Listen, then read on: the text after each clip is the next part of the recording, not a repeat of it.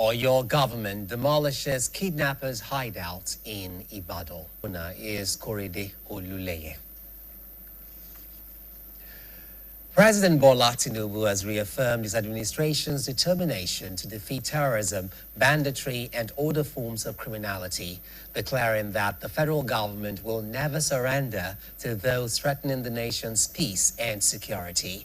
The president made the pledge through the Secretary to the Government of the Federation, Senator George Akume, during the National Interdenominational Church Service held at the National Christian Center in Abuja on Sunday as part of activities marking the 2026 Democracy Day celebration. Addressing worshippers on behalf of the president, Akume said the government remains committed to strengthening security operations across the country while working to secure the release of citizens held captive by criminal groups, noting that recent attacks and kidnappings show the need for sustained action by security agencies. President Tinubu also acknowledged the economic challenges facing many Nigerians and assured citizens that his administration is taking steps to ease hardship while improving the delivery of democratic dividends. According to him, the government is aware of public concerns over insecurity, inflation, and displacement in some parts of the country and is responding with renewed urgency.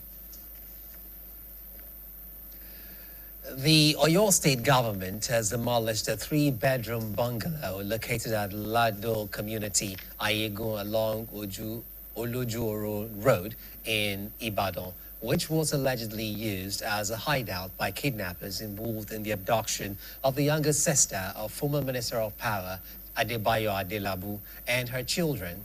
BCOS Governor's Office correspondent Olalekan Sulaiman reports that the demolition exercise was carried out on Monday by a team comprising officials of the Oyo State Ministry of Public Works and Transportation and security operatives from the Nigeria Police Force. The Oyo State government on Monday intensified its efforts to combat kidnapping and other criminal activities by demolishing a 3-bedroom bungalow allegedly used as hideout by kidnappers involved in the abduction of the younger sister of former Minister of Power, Adebayo Adelabu, and her twin sons. The property, located in Lako community along the Ayegun and Naye Olojuoro Road, Ibadan, was pulled down and monitored by officials of the Oyo State Ministry of Public Works and Transportation.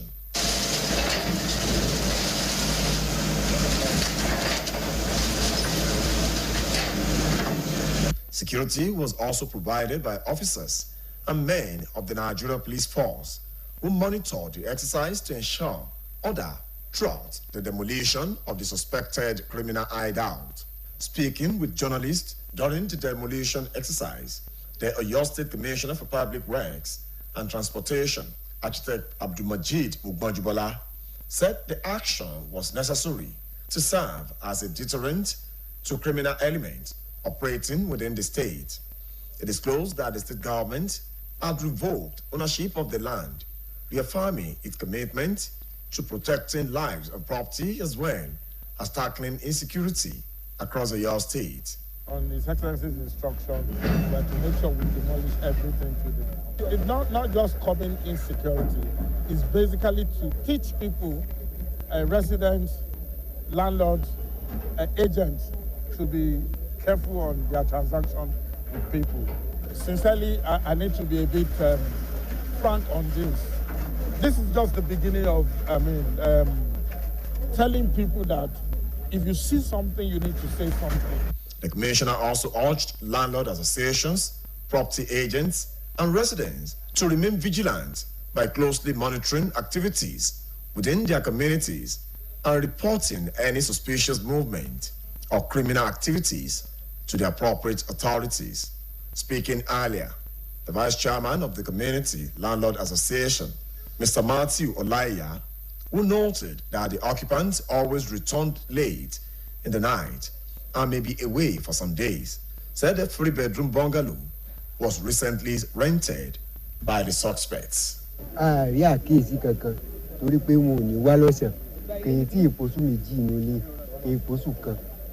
tó wá rẹ́ǹtì ilé àmọ́ táìmù tí wọ́n gbé wọlé ó jẹ́ káyéfì fún gbogbo wa pátápátá.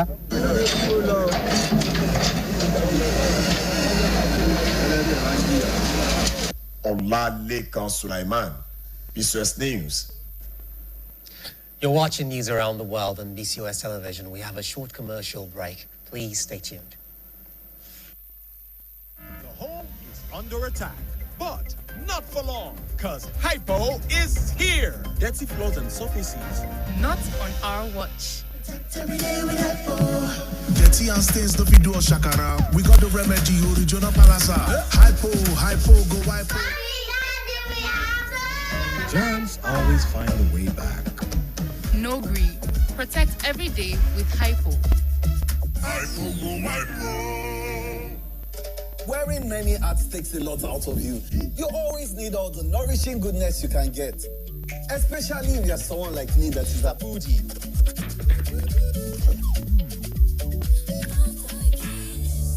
The ultimate meal companion. A PhD student. Rich in B vitamins for focus. Yes, we all need it. Because every side of you deserves to be nourished. My skin is my identity, my strength. It's unique and deserves care made specially for me. New Nivea Radiant and Beauty Even Glow, enriched with 95% pure vitamin C and pulp extract. For visibly radiant and even-toned skin in just 2 weeks. New Nivea Radiant and Beauty Even Glow, for your shade of beautiful.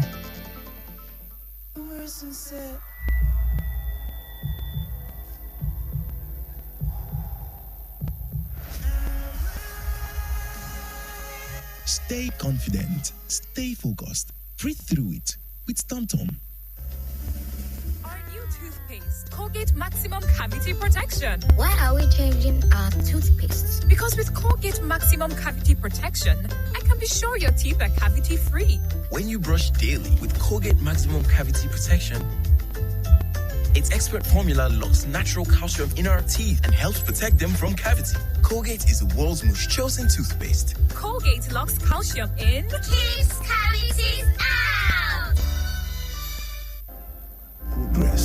Progress no dey happen just like that. It dey come from support when you need am. Mommy, I got the school fees. You too much. Na money point o. Money point, thank you. Customer, na transfer abi? Confirm. Bro, na transfer. Na money point oga. Oh, na confirm. Progress na peace of mind when you know say payment go land as Sure Banker.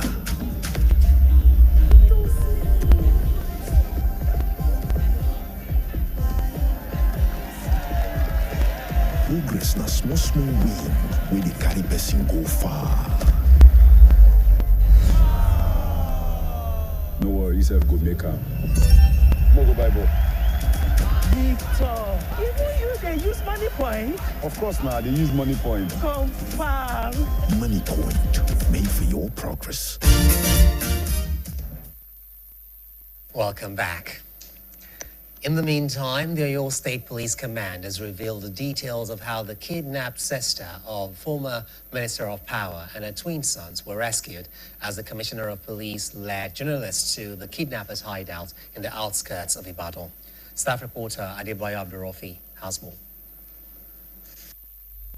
The victims, Mrs. Busayo Adebuke John Paul and her 12-year-old twin sons, were abducted in the early hours of Wednesday at Elewura area of Challenge in Ibadan Southwest Local Government area.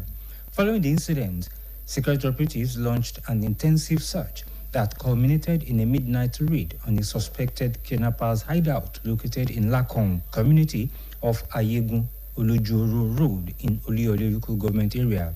Leading journalists to the location, the Oyo State Commissioner of Police, Olugbenga Bimbola, stated that the victims were rescued unarmed from the 3-bedroom bungalow allegedly being used as a detention center by the criminal gang. while explaining that intelligence-led investigations enabled security operatives to track the victims to the secluded location. The Commissioner of Police expressed concern that suspicious activities around the property allegedly went unnoticed or unreported despite its location within a residential neighborhood. According to him, preliminary investigations revealed that some residents had observed unusual movements around the compound but failed to alert security agencies. According to those who we have interviewed, they said they will be hearing the happenings in the other compound, but they cannot come out. So obviously, what is there is that if you see something, you say something. If they have done that, maybe for a while, we will have been able to arrest them before now.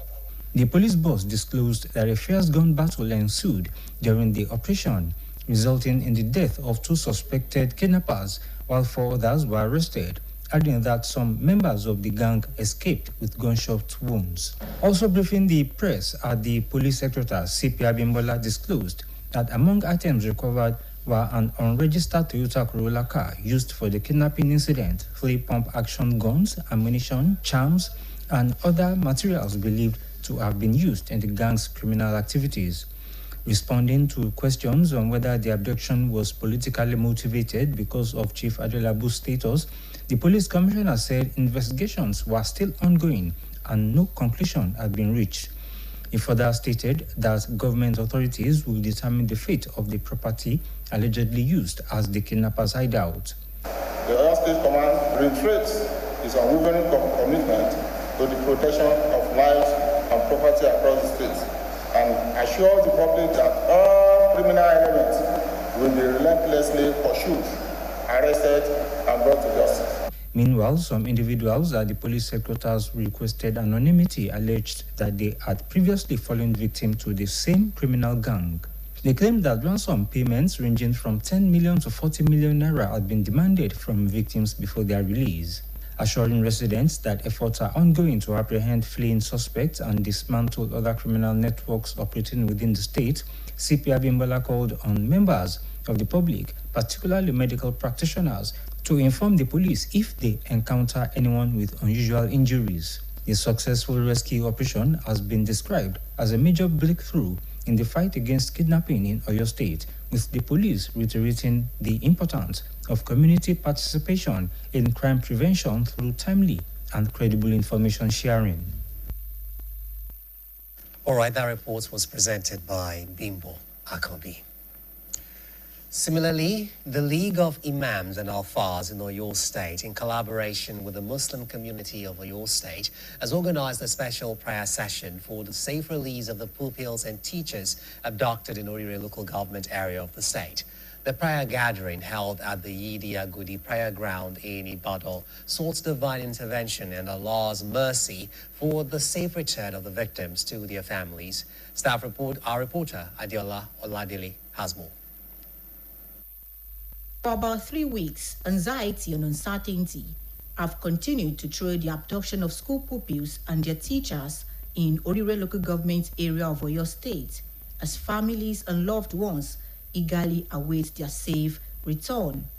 While government and security agencies intensify efforts to secure the release of the victims, the League of Imams and Alfas of Oyo State, alongside the Muslim community of Oyo State, convened a special prayer session to seek Allah's intervention and protection for the abductees. The prayer session was led by the Chief Imam of Ibadan Land, Sheikh Abdulgani Agbotomokekere.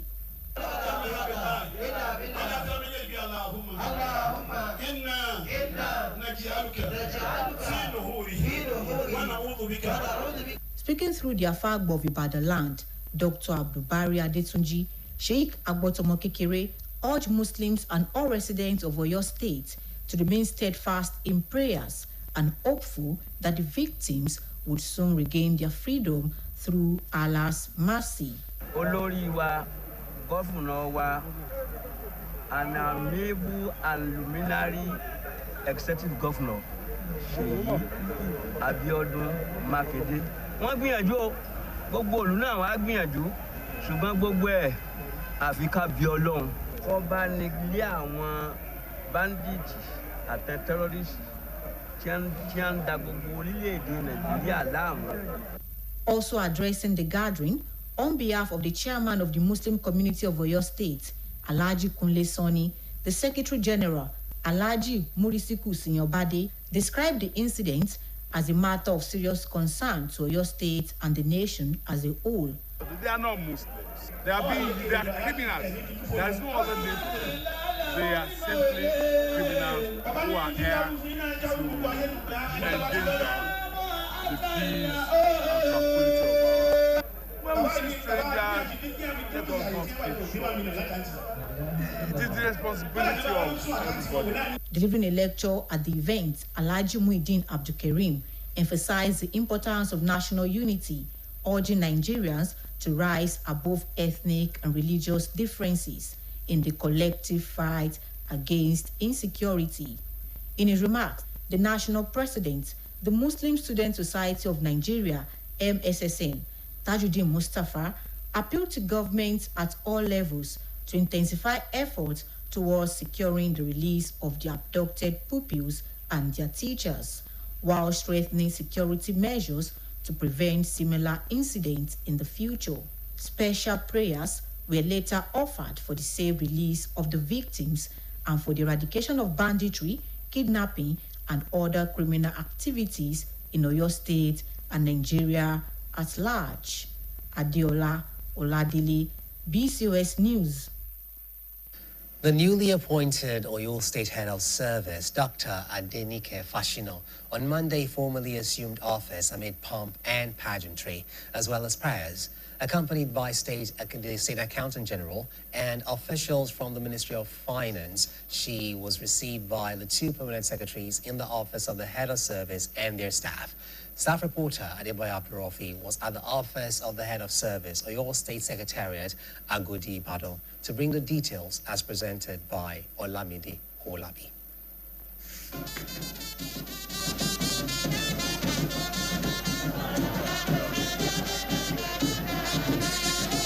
That was the moment the new Head of Service of Oyo State, Dr. Adenike Fashino, and staff of Finance Ministry, led by the Accountant General, Mrs. Kikelomo Adegoke, as she was received by the Permanent Secretary, Service Policy and Strategy, Alhaji Taiwo Mustafa, and his counterparts at the Career Management Office, Mr. Muyiwa Olagoke, as well as other staff of the Office of the Head of Service. Addressing the well-wishers, Dr. Fashino thanked Governor Seyi Makinde for giving him to fairness, equity, and justice that allowed her to emerge top in the process of appointment. She assured Oyo State workers that she will administer their affairs with the fear of God, encouraging them to uphold the extant rules and regulations of the civil service at all times. I want to encourage them that they should uphold the extant rules and regulation of the civil service, because without that, we are going nowhere. We need to move the civil service forward from where my predecessor has left. We need to continue to do all we can do, all within our capabilities, to give the state the very best. It will be a disservice to the state if we are lazy, if we are not punctual, if we leave our duties unattended to. Earlier, the Permanent Secretary, Service Policy and Strategy, Alhaji Taiwo Mustafa, and the Permanent Secretary, Career Management Office, Mr. Muyiwa Olagoke, both of the Office of the Head of Service, pledged the cooperation and loyalty of the workers to the new MSMAN. We'll support you. We are here to give you whatever you need, because your success is our success. So we are here to support you, and we are loyal to you. The loyalty is 100%.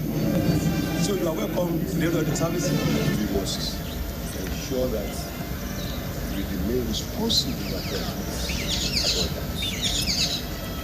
Regardless of the change of guard, the service remains. We must ensure that we uphold the values of the service. Prayers were later held in both Christian and Islamic ways. We thank God for the life of our mother, Mrs. Fashina Adenike Ayobami Emine, because you appreciate God in your life. As you have used God to be the foundation of this journey, may God be with you all through your life. We give you all the glory.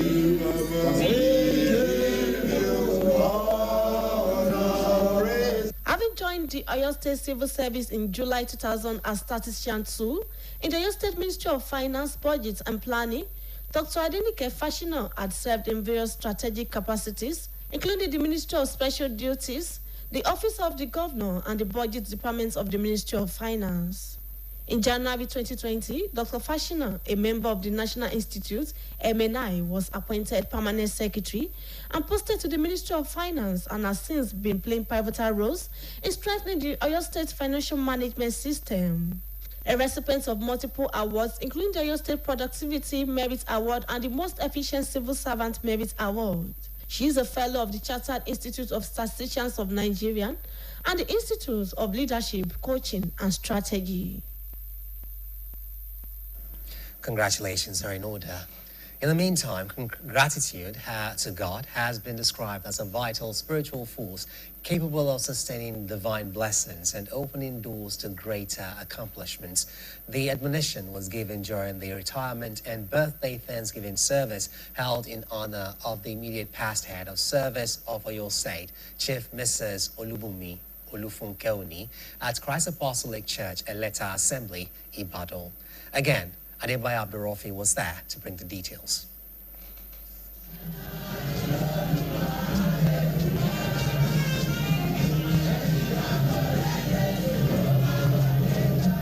That was the immediate past head of service of Oyo State, Chief Mrs. Olubunmi Oni, joined by family members, friends, colleagues, and well-wishers who gathered to celebrate her retirement and birthday as she danced enthusiastically to songs of praise and thanksgiving.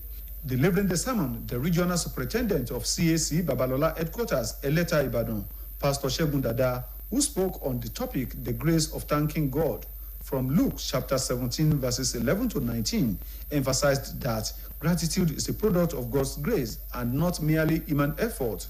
According to him, many people receive blessings but fail to appreciate God, noting that thanksgiving empowers believers for greater heights and helps to establish divine blessings. There is no point or nowhere in life that you can take to any higher level without appreciating God.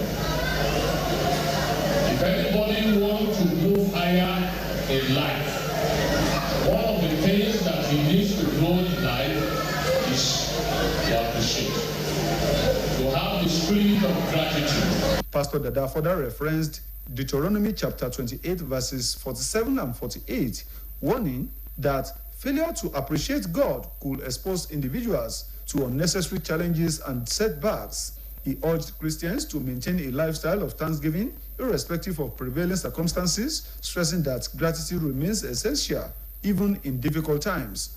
In an atmosphere of joy and celebration, the immediate past head of service, Chief Mrs. Olubunmi Oni, expressed profound appreciation to God for his successful career in the Oyo State Civil Service and for attaining the pinnacle of her profession. She also thanked the governor of Oyo State, Engineer Seyi Makinde, for his support to her family, particularly for restoring hope to her husband and for creating opportunities that culminated in an elevation to the office of head of service. I'm nothing without God. And everything that I've become in life is by the grace of God. So I need to come before God again to appreciate God for his faithfulness, for his wonderful blessings, and for what I did not think of and he has granted me, and for him to do more. The Thanksgiving service featured soul-lifting choir renditions, prayers, special Thanksgiving sessions, and cutting of birthday cake. The event served as a moment of reflection on God's faithfulness, while also highlighting the importance of gratitude as a pathway to sustain blessings and future accomplishments. Adebayo Abdurrafi, BCOS News. We wish the former HOS well in our future endeavors. Of course, we are due for another commercial break. Please stay with us. The joys of life are found in moments that makes us wonder, then fill our hearts with laughter. Moments we risk it all for a craving, but the reward makes it all worth it. Moments when you remind everyone of your greatness. Moments when you feel like you need a hero. Then you realize you're the hero you've always needed. Collect 10 unique moments and win big in the My Indomie Moments promo. Wearing many hats takes a lot out of you. You always need all the nourishing goodness you can get. Especially if you're someone like me that is a foodie.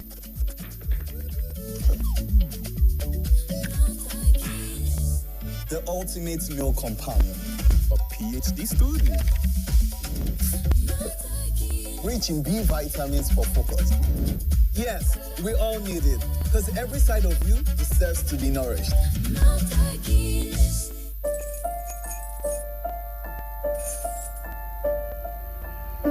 Super Malt Multivitamin Active Teens.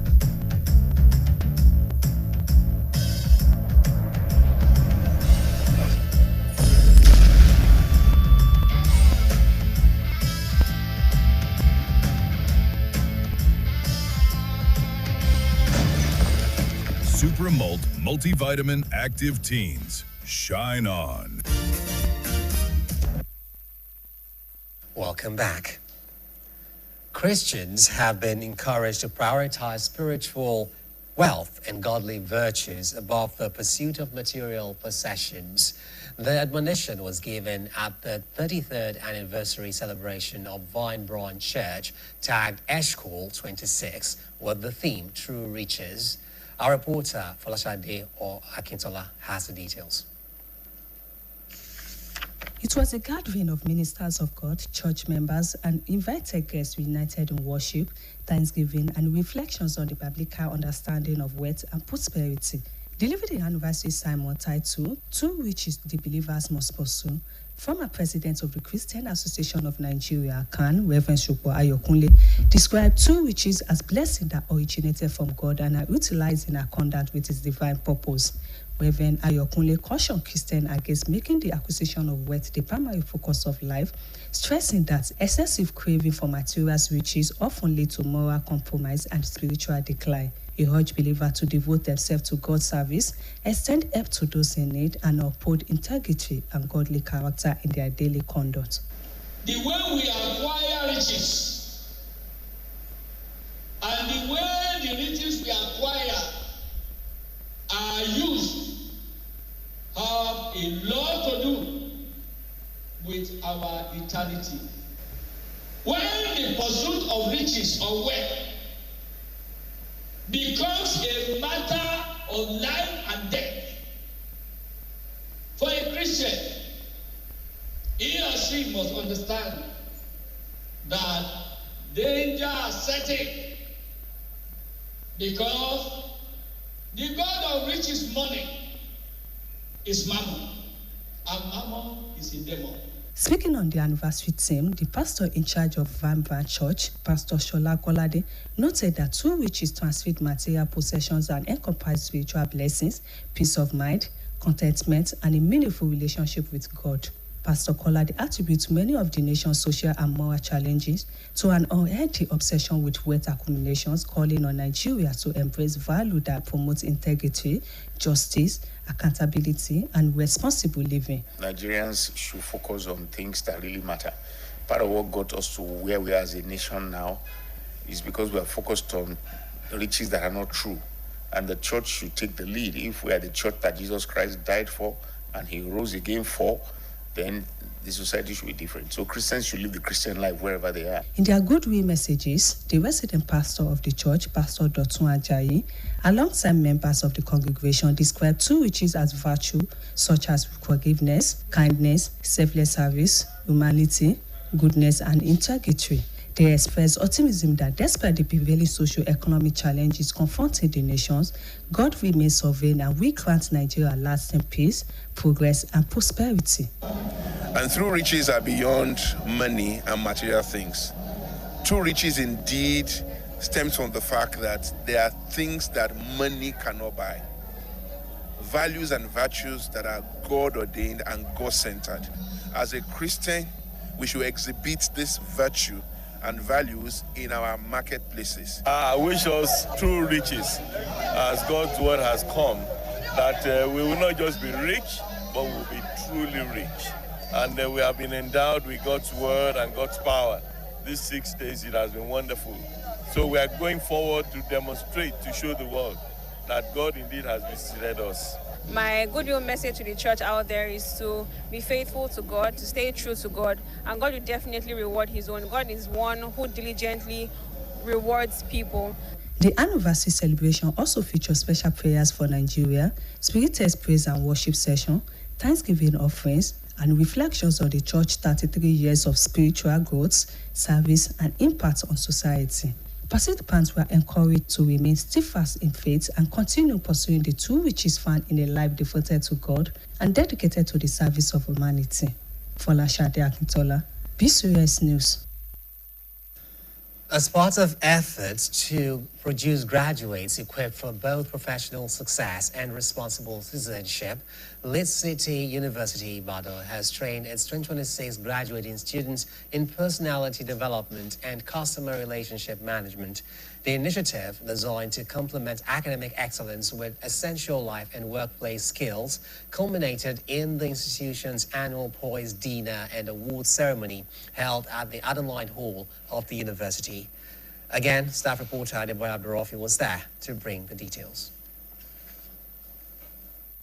The 13-week intensive training program, tagged Poise 2026, is the 14th edition since inception and has become a major feature of the university's graduation activities. The event brought together graduating students, university management led by the founder, pro-chancellor and chairman, governing council, Professor Jide Oweye, fellows of the Institute of Personality Development and Customer Relationship Management, family members, and other guests. A major highlight of the occasion was the induction and oath-taking ceremony for newly admitted members and fellows of the Institute, administered by the Registrar of the Institute, Professor Lambert Iyebuzo. Today's visit to be faithful, loyal, committed, and abide by all the rules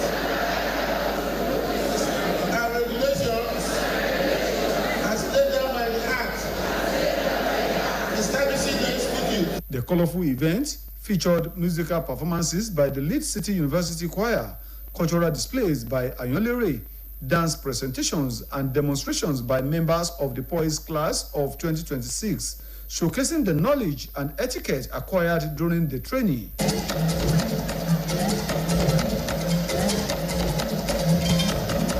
The convener and program coordinator, who is also the Director of Corporate Communications and Student Services, Leeds City University, Dr. Ayobami Owolabi, in his remarks, said the students have been exposed to soft skills and professional values that are not ordinarily part of conventional university education. He stressed that the Poise Dinner has become a tradition that students eagerly anticipate because it offers an opportunity for bonding, recognition, and preparation for life beyond the university. We are celebrating knowledge for self-reliance. We are celebrating independence. We are celebrating freedom. These guys have been here in the school for the past 4 years, some of them 5 years now. Now they're about to graduate. And the university has put in place a program for them, which we call Poise and Customer Service. The program is all about personality development. Those are the things that they will need out there that an ordinary university will not give them. Vice Chancellor of Leeds City University, Professor Kabiru Adeyemo, described the Poise Dinner and Awards ceremony as one of the institution's enduring legacies aimed at producing graduates who are self-reliant, innovative, and capable of creating employment opportunities rather than seeking jobs. Poise Dinner, showcase what Leeds City University is all about. Because in Leeds City University, we always organize this for all our final year students that have been imparted with a lot of skills and mindsets. Because essentially in Leeds City University, we believe that knowledge is for self-reliance. The ceremony also featured the presentation of awards to outstanding graduates who distinguished themselves in various categories. Among the award recipients were Mulero Jacob and Ojewale Rebecca, who emerged as outstanding entrepreneurs of the year. Liasu Mansour and Osas Peace received the Exceptional Leadership Award, while Akonde Adedara and Ilisomi Deborah won the Outstanding Dress Sense Award. Sadiq Adetunji and French Orogene were honored as the most dignified and sophisticated personalities, while Ogundipe Mudir and other awardees included Odeniyi Timitayo Emmanuel and Oluwadamilola Abolonjuru as young CEOs, alongside Ezizo Ovie and Omene Isabella, who received the Outstanding Senate Ambassador Awards. Participants described the program as a unique platform that combines academic achievement with personal growth, leadership development, and professional excellence. The annual Poise Dinner and Awards ceremony has increasingly become a symbol of Lead City University's commitment to producing well-rounded graduates equipped with the knowledge, confidence, discipline, and interpersonal skills required to excel in a competitive global environment. Adebayo Abdurafi, BCOS News. You're still watching news around the world on BCOS television. We have yet another commercial break. Please don't go away. When malaria knocks you down, you can be sure parasites are having a party in your system. Welcome to our new kingdom, guys! Comel, an effective weapon against malaria.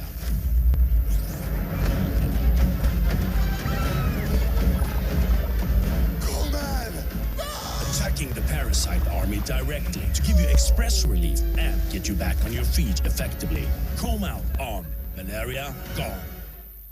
The home is under attack, but not for long, because Hypo is here. Dirty floors and surfaces. Not on our watch. Dirty and stains don't be do shakara. We got the remedy, original palasa. Hypo, go hypo.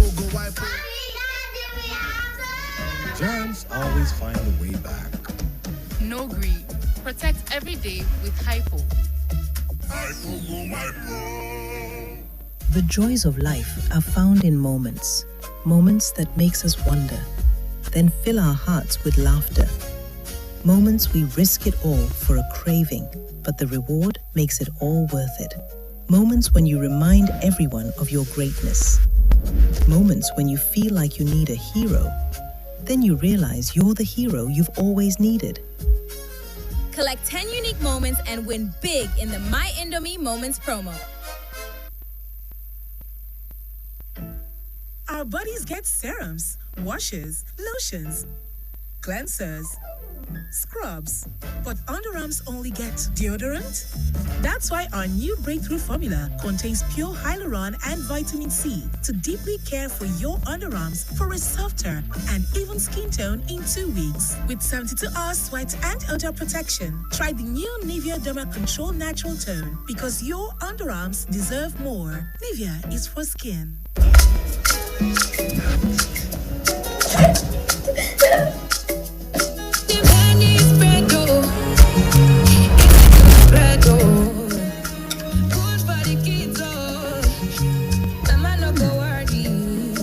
Done, kiddos. Thanks to Golden Penny Spread, easy to spread and good for the family. Mama like Golden Penny Spread, easy to spread and good for the family.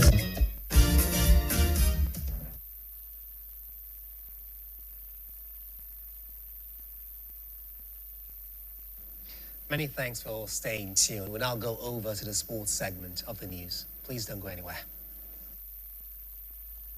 And that's your sport update on news around the world. I am Victor Pune. Thanks for watching. From Pele's wizardry to Maradona's magic, Zidane's brilliance, Ronaldo's redemption, and Messi's crowning moment, the FIFA World Cup has produced champions and created great history. As the world awaits the next global football spectacle, we revisit 10 of the best FIFA World Cup editions that defined generations and changed the game forever. Mexico 1970, widely regarded as the pinnacle of football history, featuring perhaps the greatest team ever. Pele's Brazil played a breathtaking attacking style of football and capped it off with an iconic 4-1 thrashing of Italy in the final. Spain 1982, known for its unpredictable drama, stunning upsets like Algeria beating West Germany and the unforgettable night of Seville semi-final between France and West Germany. Paolo Rossi's heroic goal-scoring run carried Italy to the trophy. Mexico 1986, the ultimate Diego Maradona tournament.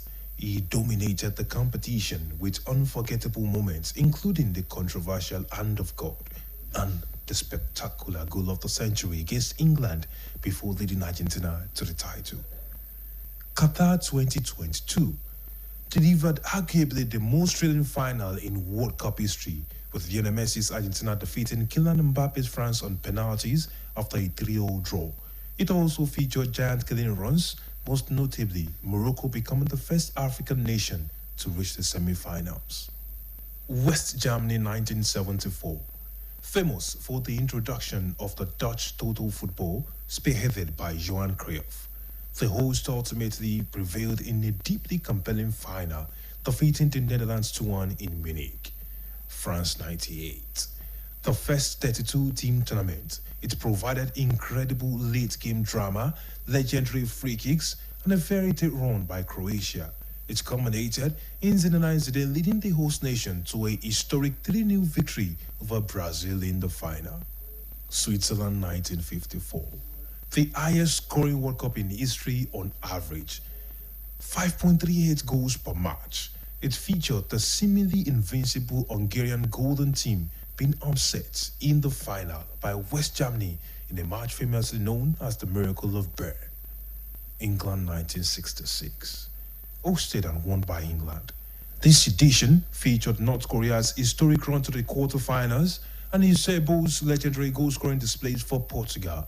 The final remains famous for Geoffrey's controversial decisive hat-trick. Sweden 1958, the tournament that introduced a 17-year-old Pelé to the global stage. It dazzled fans with his brilliance, scoring twice in the final to help Brazil claim their very first World Cup title. Italy 1990, though it had a lower goal average, the tournament remains iconic for its emotional storylines, including the heroic underdog run of Cameroon, Roger Miller's corner flag celebrations, and an epic West Germany versus Argentina final. Good evening and welcome. I am Victor Pone, here to take you around the ever-exciting world of sports. Thank you very much, Victor. Some very interesting throwbacks there. All right, to the foreign scene, at least 32 people have died after a magnitude 7.8 earthquake struck off the coast of Mindanao Island in the southern Philippines. Foreign desk editor Folashade Akintola compiled the story and others now presented by Khadija Lawal. The quake hit at 7:37 local time on Monday, triggering tsunami alerts in the Philippines, Indonesia, Japan, and Australia. Some of those were cancelled hours later. More than 100 people have been injured across several provinces. Almost 24 are missing, and 10,000 residents have been preemptively evacuated, authorities have said. Mindanao is the Philippines' second biggest island, both in size and population, and is home to around 26 million people.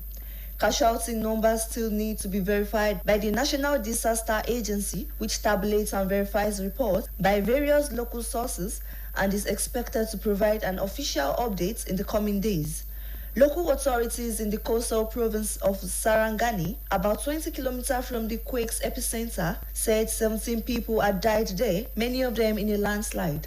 The quake temporarily downed power and communication networks in Sarangani, though they were later restored. Meanwhile, two separate incidents of violence have left 9 people injured in World Cup host cities in the United States, raising concerns over safety and security of fans attending the tournament that starts in 3 days. 6 people were wounded in a stabbing on Sunday at New York's Penn Station, the city's mayor said, as the metropolitan area geared up to host 2 major sports events, the NBA Finals and the FIFA World Cup. Meanwhile, 9 people sustained non-life-threatening injuries in a shooting near England's World Cup base camp in Kansas City, Missouri, on Saturday. The New York City Fire Department said a suspect was detained and the victims, including one with serious injuries, were taken to hospital.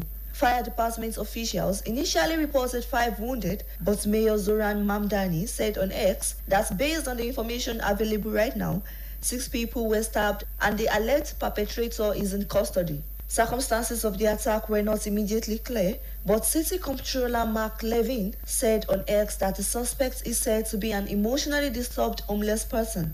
All victims are expected to survive, he added.